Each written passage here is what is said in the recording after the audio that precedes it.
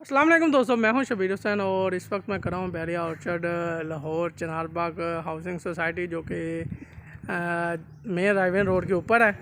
और इस वक्त जिस प्लाट की लोकेशन पे कर रहा हूं ये 10 पाला का प्लाट है जो बिल्कुल आपके सामने है। गेट लगा हुआ है, चार दीवारी हुई है और दोनों साइड पर घर बना हुआ है। ये भी आपके सामने एक घर बना हुआ है, बाकायदा फैमिली भी रह रही है यहाँ पर। और ये इस साइड पर भी ये एक पोर्शन उनका तैयार है, सेकंड पोर्शन तैयार हो रहा है। तो यहाँ पर ये 10 मरला का मेरे पास प्लाट है for sale, very best price में। और ये आपके सामने स्ट्रीट व्यू है, इसमें दोनों साइड पर घर बने हुए हैं, ये भी घर बना हुआ है। और इसी प्लाट के बिल्कुल अपोजिट साइड पे जिया बग्गा रोड है। और ये प्लाट है इस वक्त अच्छी लोकेशन का अच्छा प्लाट है, निशात ब्लॉक है और 10 मरला का प्लाट है। किसी भाई ने इन्वेस्टमेंट के तौर पे लेना हो या घर बनाने के लिए सस्ता प्लाट ढूंढ रहा हो राइवन रोड के ऊपर तो इस वक्त अवेलेबल है।